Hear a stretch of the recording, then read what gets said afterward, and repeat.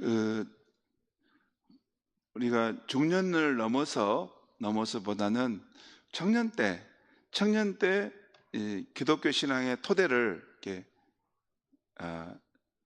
다질 필요가 있습니다. 청년 때. 왜냐하면 청년은 미래 인생의 꿈을 꾸고 또 미래 인생의 설계를 하는 이런 시간이기 때문에 청년 때 예수 그리스도의 신앙의 바탕 위에 인생의 청사진을 이렇게 준비하고 펼쳐가면 이제 그런 인물들 가운데 훌륭한 인물이 나올 수 있습니다. 여러분, 이것은 굉장히 중요한 진리예요. 중년 이후에 또 60, 70대 가지고 예수를 믿는 것도 가치 있지만 그 구원의 생명은 다 같이 있어요. 그런데 그 인물을 통해서 하나님이 앞으로 장차 무슨 일을 하실까 할 때 20대 청년 때 예수를 인격적으로 깊이 만나고 그의 인생이 한번 바뀐 사람은 앞으로 세월이 많이 남았기 때문에 하나님께서 그를 통해서 큰 꿈과 비전을 펼치는데 그를 도구로 사용할 수 있다는 것이에요. 여러분, 세상 한번 살다 가는 것, 쓰임받는 삶, 특별히 사장님, 다이소 사장님 정도가 나를 쓰여주는 것도 좋겠지만 알바생들은 그렇잖아요. 사장님이 날 한 번 더 불러줬으면 좋겠다라는 그런 게 있겠지만 만왕의 왕이시고 영원한 하나님 나라의 그 왕이신 하나님께서 내 인생을 알아주시고 나를 통해 쓰신다. 그렇다면 이것은 기념비적인 일이죠. 이왕 한번 살다 가는 인생, 아무렇게나 사는 것이나 그냥 겨우 생존하는 삶이 목표가 아니라 이 세상 살다 가는 것, 하나님, 영원하신 하나님의 손에 붙들려서 그 젊은 날에 아주 멋지게 아름답게 보람차게 쓰임받고 간다면 그 삶은 너무나 복된 삶이죠. 그것을 거룩한 꿈을 꾸는 젊은이들이 있으면 이 대한민국에 희망이 있는 것입니다. 여러분, 성경을 보면 성경은 많은 무리를 데리고 일하지 않았어요? 그렇지 않아요.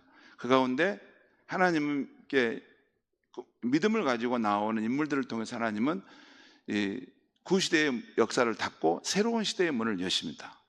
그런 인물들이 이게 중요한데, 특별히 청년 때 그 젊은 날에 이렇게 신앙의 믿음의 이렇게 바탕을 이렇게 예수 그리스도 안에서 다지고 세워나가는 것이 중요합니다. 제가 뭘 생각하냐면 이 수요 예배도 이럴 때도 누가 와야 되냐면 3040 세대가 와야 됩니다. 그 세대가 와야 돼요. 근데 그 세대는 안 와. 이상하죠. 사실 여러분, 예수 그리스도와 하나님께로부터 연결되고 거기에 뿌리 내려지지 않는 그런 방식의 삶은 사실 헛발질할 때가 참 많습니다. 진짜 살아본 사람은 알아요. 믿음의 길을 걸어가면 젊은 날 내가 막 이렇게 달려가고 했는데 그러다 헛수고했구나, 별 가치 없는 것에 내 삶을 이렇게 많이 허비했구나. 그렇죠. 근데 젊은 날에 예수 그리스도의 그 생명의 뿌리를 딱 내리고 그 하나님 나라 가치관으로 정확하게 정립이 돼가지고 가슴에 웅장한 뜻을 품고 하나님 나라와 그 하나님의 통치하심이 내가 나아가는 그 삶의 자리에 그 공간 가운데 일어나기를 원한다. 그렇게 살아가는 인물이 10명만 있으면 이 순천 땅에 영적 지진이 일어날 수 있습니다. 그런데 여러분, 이런 말씀을 제가 드리면 여러분들 생각할 때 우리 목사님은 좀 약간 너무 좀 붕 떠 있는 것 같아. 그게 아닙니다. 우리가 하나님을 너무 작게 생각하는 것도 있어요. 너무 하나님을 작게 생각하고 겨우 내가 먹고 사는 정도로 나를 이렇게 책임져 주기를 원하는 그런 일상의 삶도 필요하죠. 그런데 이제 그 뛰어넘어서 이 역사를 새롭게 물줄기를 바꿔오려면 우리 청년들 가운데, 젊은 세대들 가운데 그러한 믿음과 거룩한 꿈을 가진 인물들이 일어나야 되는 거죠. 교회는 그런 환경을 만드는 것입니다. 나이 드신 분들이 이렇게 노년의 삶을 우리는 뭐 풍요롭고 아름답게 산다, 그런 게 아닙니다. 젊은이들이 이곳에 와서 믿음의 꿈을 꾸고 하나님 나라의 그런 선한 역사를 위해서 우리의 인생을 어떻게 한번 던져볼 수 있을까, 이것을 바라는 그런 교회가 꿈이 있고 건강한 교회 아닙니까? 여러분, 오늘 우리 마지막 찬양 주님 다시 올 때까지 찬양했죠? 여러분, 저 찬양 끝에 보면 뭐가 나오냐면 내 사모하는 주님 온 세상의 구주시라, 내 사모하는 주님 만왕의 왕이시다, 그러죠? 여러분, 진짜 그걸 믿습니까? 진짜 믿으면 우리 인생을 거기다 걸어야 되잖아요. 아니, 결혼해가지고 이제 많이 사신 분들은 이제 걸추는 것이 많아요. 걸려있는 것이 많아, 그러죠? 나 홀몸이 아니기 때문에 그렇지만 젊은이 때는 그런 꿈을 갖고 한번 하나님께 믿음으로 자신의 삶을 던져보고, 하나님, 내 인생을 한번 거룩한 하나님의 손길에 쓰여 주십시오, 그런 웅장한 꿈을 가지고 이렇게 말씀도 보고 신앙의 서적도 읽고, 야, 우리 앞서간 이런 선교사들, 이런 인물들은 이런 삶을 살았구나, 그런 글을 읽고 준비할 때 가슴이 막 뛰지 않겠습니까? 그런 생각을 해보는 거예요. 그러니까 청년들이 용서심 치는 그런 교회가 됐으면 나는 너무 좋겠고, 그걸 도와주십시오 목사님 그러면 내가 뭐든지 다 도와줄 수 있겠어요. 이렇게 그런 여러분들이 꿈을 갖고 준비하면 좋겠습니다. 여러분, 꼭 우리 성도님들 생각을, 제가 이런 말씀을 하면 우리 목사님 철없이 저렇게 호황된 이야기를 한다 그러시면 안 됩니다. 그러면 진짜 현실적인 크리스찬 정도만 만들어냅니다. 아닙니다. 우리 가운데 더 큰 인물들이 나오지 못하는 것이 애타고, 우리가 너무나 작은 인물들이어서 그런 사람들이 일어나지 못하는구나, 그것을 가슴을 칠 수 있는 것이, 그것이 건강한 교회입니다. 생명력 넘치는 교회입니다. 왜? 하나님의 크고 놀라우시 위대하신 것을 알기 때문에. 우리가 지금 한계 안에 갇혀 있지만 누군가 우리들 가운데 인물들이 일어나면 우리를 통해서 그런 하나님의 역사들을 이루어갈 수 있을 텐데, 그것이 살아있는 하나님이 역사하시는 교회의 현장인 것입니다. 오늘은 이 철로역정의 전도자라는 제목의 말씀인데요, 우리는 기독교의 전도자 하면 길거리에서 예수천당 불신지옥 이렇게 외치는 분들을 생각하죠. 기독교인의 전도를 이렇게 세상 종말의 관점에서 전도하는 것으로 생각할 수 있습니다. 세상 종말의 관점에서. 이런 관점에서 우리는 지난 봄에 10주 동안 70인 전도대를 구성해서 순천 전 지역으로 흩어져서 전도 활동을 했습니다. 우리 성도님들 여기 계신 분들 가운데 많이 했어요. 그런 우리 성도님들이 저는 너무 멋집니다. 뭐 예수천당 불신지옥 피켓 들고 그렇게 한다는 건 아니에요. 그런데 두려움을 느끼고 밖에 있는 사람들에게 직접 나가서 내가 믿는 예수님을 이렇게 전해보려고 했다는 거. 예, 여러분, 목사님 나도 떨리는데 우리 성도님도 얼마나 떨릴까? 한 번도 밖에는 나 모르는 사람한테 이렇게 예수를 전한다는 것이 너무 어려운데, 가끔 제가 그런 70년 전도에 나갈 때 어떤 생각이냐면, 우리가 좀 미친 사람 같아? 이게 이 시대적인 상황과 반대로 가는 것 같은데, 그 생각이 들었어요. 근데 여러분, 우리가 살고 있는 이 시대가 큰 관점에서 보면 잘못된 방향으로 가고 있다는 걸 여러분 아셔야 됩니다. 하나님을 떠나서 하나님이 없는 그런 세계를 구축해 가고 있는 이런 세상이에요. 그래서 일어나고 있는 모든 그런 불의와 죄악과 고통과 탄식과 아픔의 이야기들이 하나님을 떠난 죄 가운데의 길을 가는 사람들이 발생시키는 그런 일들이 막 일어나고 있는 거죠. 아무튼 그래서 우리가 전도를 하죠. 그런데 기독교의 전도 이유와 방법에는 더 다양한 것이 있다고 저는 생각합니다. 이전에 제가 섬겼던 교회에서는 알파코스라는 전도 프로그램이 있어요. 그것은 12주 정도 모임을 갖는데 매주 모일 때마다 먼저 방문자들을 극진히 환영하고 복음의 메시지를 토크로 전달하고, 그 후에 소그룹으로 이렇게 모여서 이 삶의 나눔을 갖습니다. 그 들었던 복음의 메시지를 가지고 서로 적용하는 이야기를 나눠요. 그리고 6주 때 될 때는 성령 수양을 가져서 성령의 임재를 체험하도록 도와서 살아계신 하나님을 믿는 그런 신앙을 세우는 프로그램입니다. 그 핵심은 복음의 메시지와 살아계신 하나님을 경험하도록 하는 거예요. 물론 우리가 어떻게 성령을 체험하는 것을 인위적으로 할 수는 없습니다. 하지만 최대한 지금도 살아계신 성령님이 역사하신 것을 믿고 성령을 사모하고 갈망하고 성령의 충만함을 구함으로써 뜨겁게 기도하고 찬양하면서 그 하나님의 임재를 기다리는 것이에요. 실제 저는 그 프로그램에서 수많은 사람들이 바뀌는 것을 저는 봤어요. 여러분 잠깐 저를 보시죠. 여러분들 그런 거 들으면 우리 목사님은 어디서 이상한 데서 왔는가 보다. 그렇지 않습니다. 꼭 이제 내가 아는 것만이 전부라고 생각하면 하나님은 너무나 작으신 분이에요. 하나님은 광대하신 분이십니다. 하나님은 이성적이고 합리적으로 역사하실 수도 있지만 하나님은 초자연적으로도 역사할 수 있는 분이시에요. 하나님은 이성적인 것과 초자연적인 영역 모두의 통치를 행하시는 하나님이시라는 거예요. 그러니까 하나님은 이게 살아계신 하나님을 직접 경험하기를 원하시는 그런 갈망이 깊은 공동체에서는 또 새로운 방법으로 강력한 성령의 역사하심을 나타낼 수가 있는 거예요. 그랬어요. 근데 이런 알파 코스를 통한 전도는 하나님을 경험하기 원하고 사랑에 목말라 하는 현대인들에게 적합한 전도 방법이 될 수 있다 하겠습니다. 현대인들은 그래요.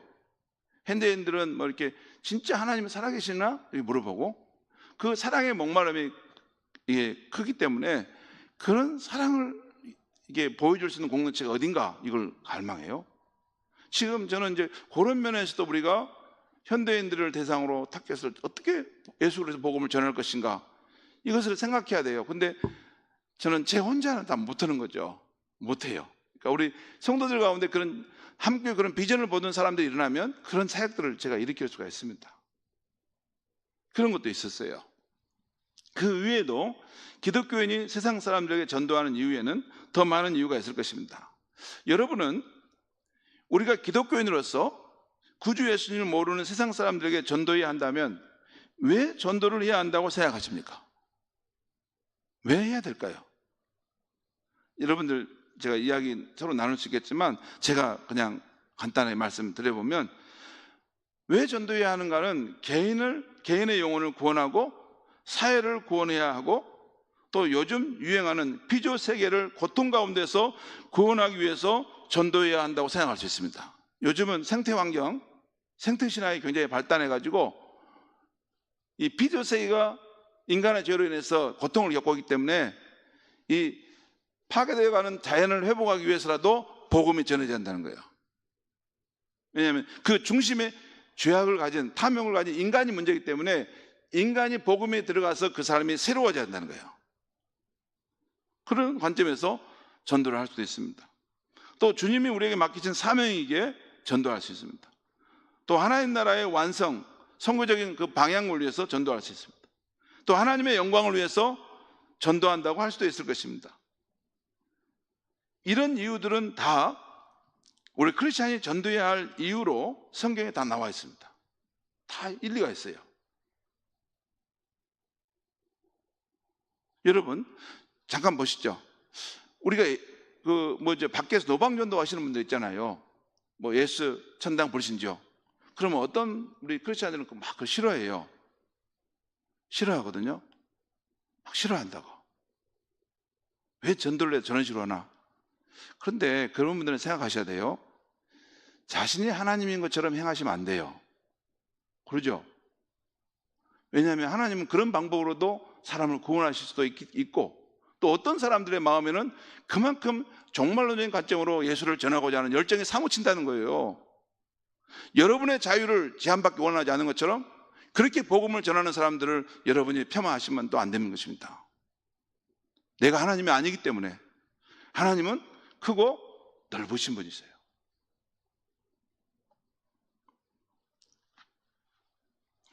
자, 이렇게 여러 가지 이유들이 있어요. 그런데 만약에 여러분이 제게 목사님은 왜 전도해야 한다고 생각합니까? 라고 묻는다면 오늘 저는 두 가지 이유를 말씀드리고 싶어요. 다른 앞에서 들은 이유들도 저는 충분히 인정하지만 저의 경우는 두 가지가 있어요. 하나는 인간에게 줄 수 있는 최고의 선물, 이 선물을 전도를 통해 줄 수 있기 때문입니다. 여러분, 사랑하는 가족이나 이웃에게 줄 수 있는 최고의 선물이 무엇일까요? 여러분, 제 말씀 놓치지 마세요.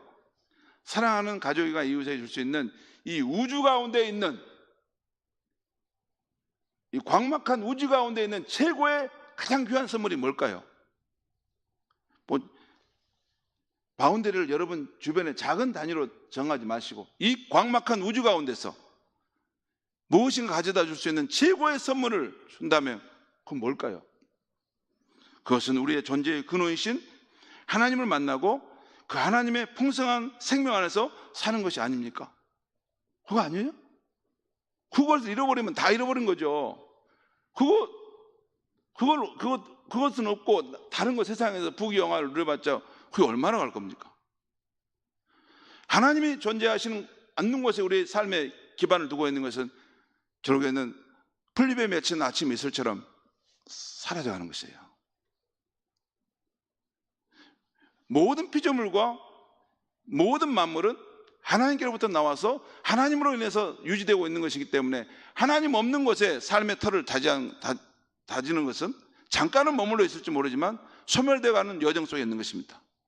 여러분, 지옥이 어떤 것인지 알아요? 지옥은 한마디로 생명과 사랑이 하나님이 없는 곳이 지옥인 것입니다. 생명과 사랑이 하나님이 그것이 빠져버린다. 여러분, 건강한 사람의 건강이 빠져버리고 병든 모습으로 가버리세요. 그것이 고통 아니에요? 생명과 사랑이 있어야 인간이 존재할 수 있는데 그것이 없는 곳에 살아야 된다면 그건 어떤 곳이겠어요? 생명, 사랑, 빛이 없는 곳. 왜냐하면 우리 하나님은 그거 다 가지고 계신 분이잖아요. 그러니까 이 인간에게 줄 수 있는 최고의 선물은 우리가 전도를 통해 줄 수 있는데 그것은 우리 존재의 근원이신 하나님을 만나고 그 하나님의 풍성한 생명 안에서 살게 하는 것이기 때문입니다. 이 최고의 선물을 뭘로 주냐면 전도 행위를 통해 주는 거죠. 그렇지 않습니까? 두 번째, 저는 왜 사람들한테 전도를 해야 된다라고 생각하냐면 두 번째는 이 우주와 인간의 기원, 이 우주는 어떻게 생성되고 인간의 기원은 어디서부터 왔을까? 그리고 우리 인생의 삶의 의미와 관련해서 진리를 찾는 이들이 있는데 그들에게 기독교인의 전도가 도움을 줄 수 있기 때문입니다. 여러분, 이 땅에 많은 사람들 가운데 인생은 어디서부터 와서 어디로 가는가? 내 삶의 의미는 무엇일까? 이것을 고민하는 사람이 있어요. 그것을 채워지지 않으니까 마약이나 세상에 있는 그런 더 허접한 것, 더 일시적인 것이라도 거기에 우리의 위로를 얻고자 그걸 막 얻으려고 하는 거죠. 대체제를 찾으려고 하는 거죠. 우리 인간의 삶의 의미와 목적, 이런 우리 인간의 존재가 얼마나 사랑받은 존재인가, 이런 것들은 이 하나님에 대한 진리를 알 때 이것을 우리가 이런 문제들에 대한 것이 해결이 될 수 있는 거예요. 그런데 바로 이렇게 현대인들이 목말라 하는 진리와 생명, 이것이 우리 주 예수님 안에 있다는 것, 이것을 전해주는 것이 전도 아닙니까? 그렇지 않습니까? 여러분, 왜 전도합니까? 저는 딱 그 두 가지예요. 이 우주 가운데서 내가 사랑하는 사람에게 줄 수 있는 가장 최고의 선물은 우리의 존재의 근원이신 하나님을 만나고 그분 안에서 풍성한 생명을 경험해가는 삶이에요. 여러분, 제가 한 가지, 오늘 무더운 여름이었죠. 제가 무더운 여름인데 우리 교육자들이 없어가지고 저는 어디 가지도 못하고 지금 계속 여기 묶여있지 않습니까? 근데 답답해서 4층에서 저기 우리 동성공원에 이게 푸르른 나무들이 이렇게 바람에 이렇게 나뭇잎들이 흔들리는 모습을 가만히 보고 저 우리 십자가 너머에 이 하늘에 뭉게구름이 피어 있고 또 이렇게 새들이 노래하고 바람이 이렇게 지나가는 모습들을 가만히 보는데 우리 하나님이 지으신 이 세상은 이렇게 아름답구나. 이 무더운 여름에도 저렇게 우리는 지금 덥다고 하지만 저희 안에는 또 이런 생명활동을 하고 저렇게 푸르른 자연의 모습을 갖고 가는구나. 이것은 여러분, 이 창조주 하나님을 우리 아버지로 모시고 있는 사람이 누리는 풍성한 삶의 모습인 것입니다. 그런 것들을 예수님 안에서 누릴 수 있는 것이고 경험할 수 있는 거죠.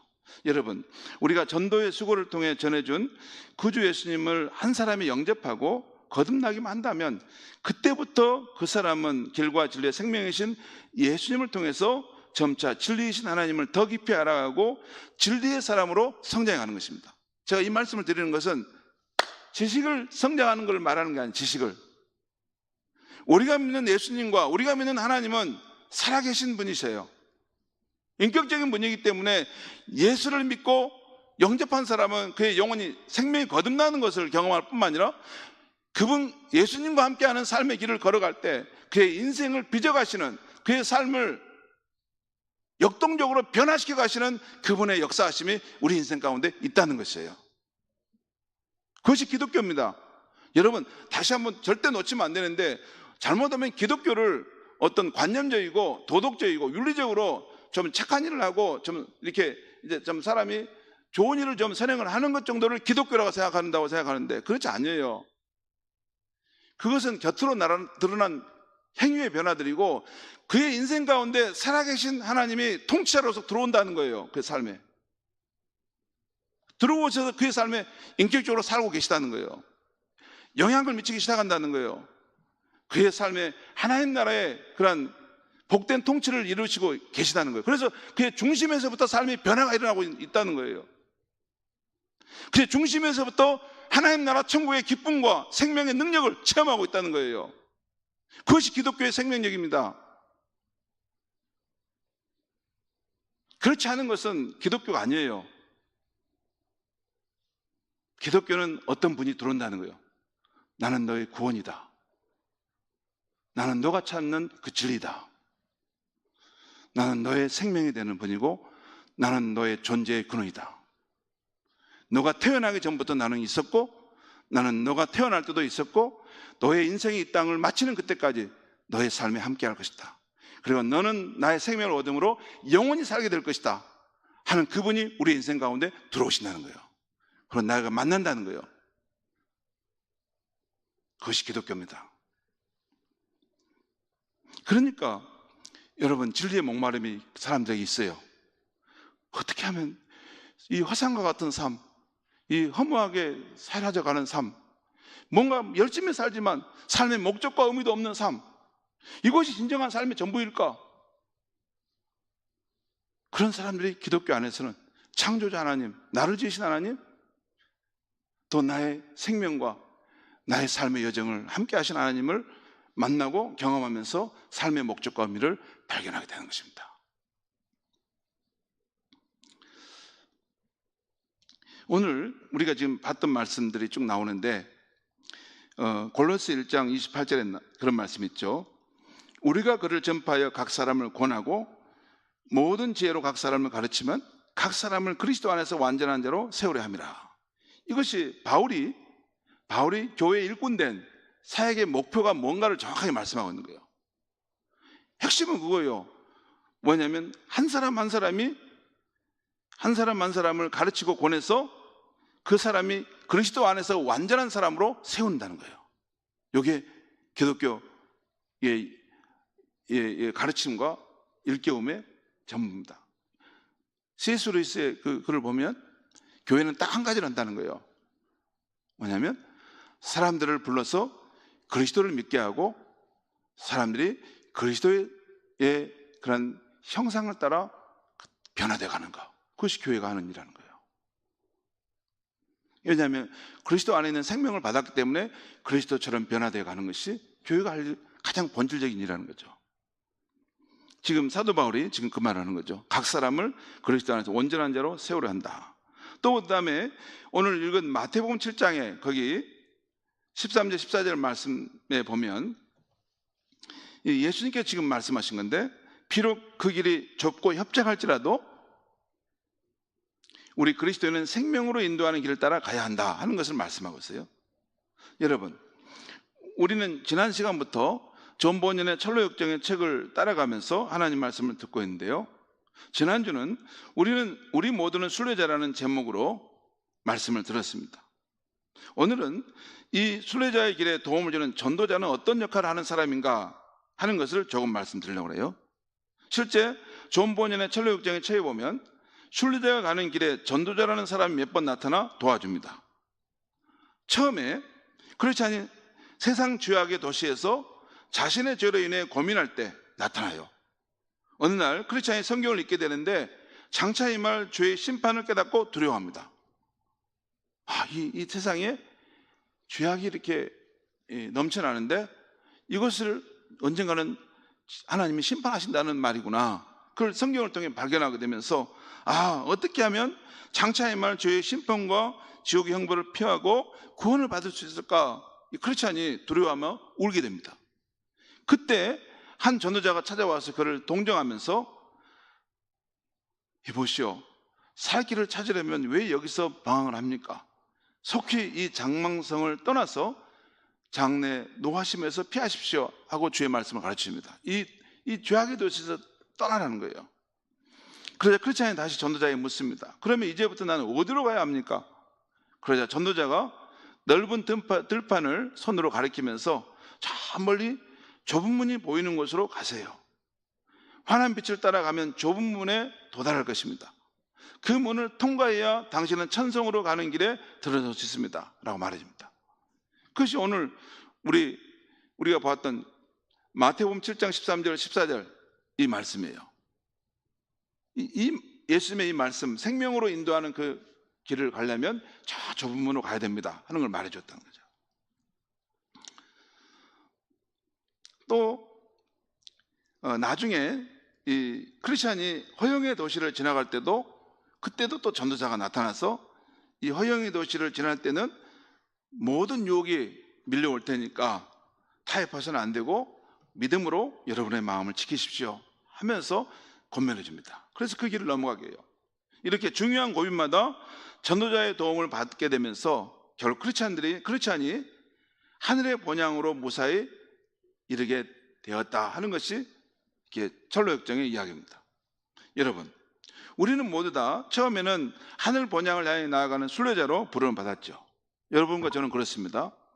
그런데 우리는 순례의 길을 가는 동안 또 다른 누군가에게 전도자의 삶을 살도록 부름받았어요. 여러분 맞죠? 그래 안 했습니까 우리? 그러면 이 순례의 길에서 우리가 전도자의 삶을 어떻게 감당할 수 있는가 제가 간단하게 말씀드리려고 합니다. 먼저 내 자신이 예수님이 약속하신 풍성한 삶을 누리고 하늘의 본향을 향해 나아가는 순례자라는 정체성을 분명히 갖고 있어야 하는 것입니다. 그러려면 현재 내가 아는 예수님과의 교제 수준에서 만족해서는 안 되고 더 확신을 갖고 전할 수 있도록 더욱 예수님을 지식적으로 알아갈 뿐만 아니라 그분께 신뢰하는 삶을 살아야 하는 것이에요. 여러분 제가 참 답답할 때 저분은 하나님께 귀하게 쓸 수도 있는데 답답하다는 느낌이 뭐냐면 스스로가 제안을 하는 거예요. 나는 신앙을 요 정도만 하면 돼. 그래서 예수를 알아가는 것도 자기 스스로 정리를 해요. 요 정도만 하고 더 나는 배우려고 하면 안 돼. 이상하겠습니까? 그런데 그러면 여러분 자기의 신앙은 고사하고 남에게 전하는 것은 확신을 전해주는 것은 못할 뿐만 아니라 자기의 신앙도 추스리기가 어렵습니다. 여러분 우리는 예수님에 대해서 더 깊이 알아가고 또 예수님을 신뢰하는 삶, 여러분 신뢰하는 삶을 지난 주일에 말씀드렸죠. 그분을 믿었기 때문에 그분에게 관계적인 그런 연결을 가지고 내가 행동으로 그분을 의지하고 그분과 함께 살아가는 삶을 시도하는 것입니다. 그것이 있어야만이 우리 삶의 간증을 누구에게 할 수 있는 거죠. 그렇죠?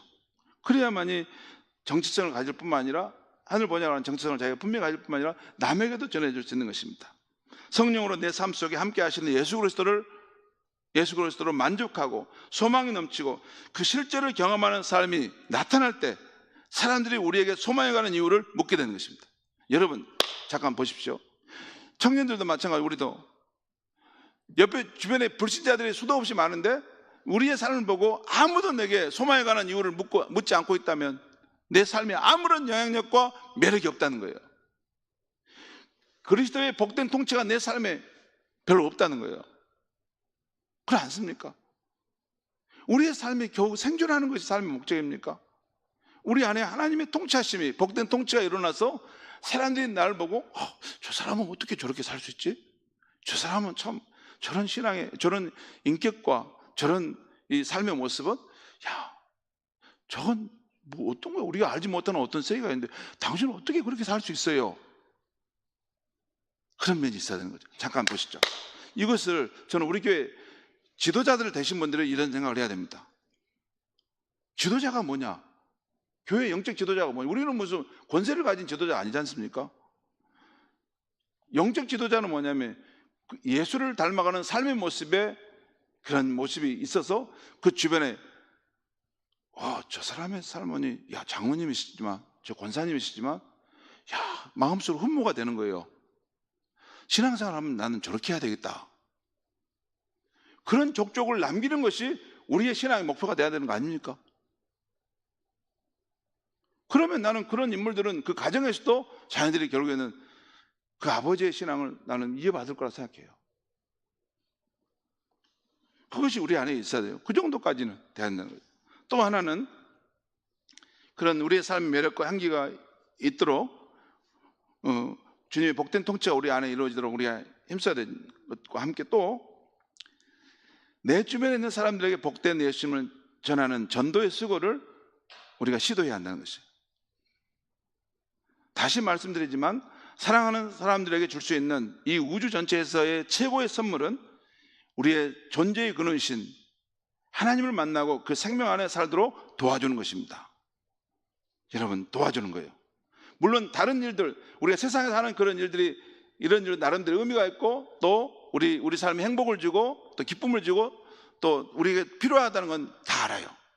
하지만 그 가운데 우리 존재의 근원이신 하나님이 빠져버리고 하나님 안에 준비하고 있는 영원한 생명의 삶이 없다면 그의 삶은 화상의 그 터 위에 서서 이렇게 하다가 사라져가는 것이죠.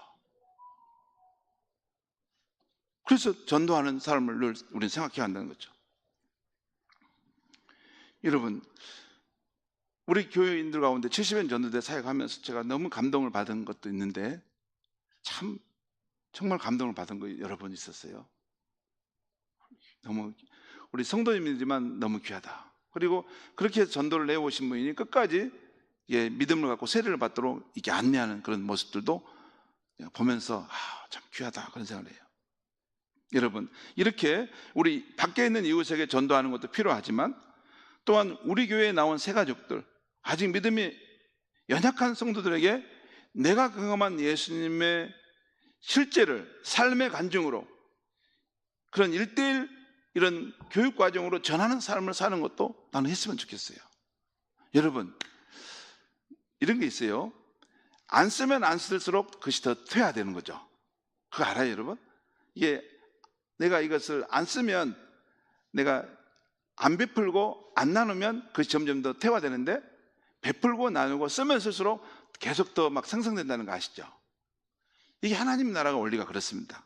내가 남을 위해서 가르치고 남을 위해서 복음을 전하는 일을 하면 결과적으로 내가 복음의 풍성함을 더 깊이 누리고 경험해 간다는 거예요. 그래서 저는 할 수 있으면 이런 이 말씀을 통해서 다른 사람의 영혼을 세우는 일을 위해서도 헌신하는 것이 중요하다고 생각합니다. 아무쪼록 우리의 신앙생활이 이 죄악 세상에서 하늘 본향을 향해 날마다 나아가는 순례의 삶이 되기를 바랍니다. 또 참 구원과 진리를 애타게 찾는 이들에게 생명으로 가는 길을 알려주는 진정한 이정표와 같은 전도자가 될 수 있기를 주의 이름으로 축원합니다. 기도하겠습니다. 하나님 아버지 감사합니다. 오늘 철로역정의 전도자라는 주제로 말씀을 전했습니다. 하나님 아버지, 우리가 어떻게 하나님의 크신 구원의 경륜 가운데 들어섰고 또한 어떻게 우리가 영원하신 예수를 우리의 인생의 구원자로 믿고 예수님과 더불어 생명의 교제를 누리며 살아가는지 참으로 너무나 하나님께 감사드립니다. 하나님, 우리가 이제 하늘 번향을 향한 순례자로 살아가는데 이 삶이 더 넘쳐나서 또 다른 누군가에게 정말 생명과 진리의 길은 어디에 있는가, 누가 우리에게 소망의 말씀을 전해줄 수 있는가 라고 말하는 이들에게 우리의 신앙과 삶이 그들에게 복음을 전하는 그런 아름다운 소식을 전해주는 발걸음이 되게 하여 주시옵소서. 예수님의 이름으로 기도합니다. 아멘.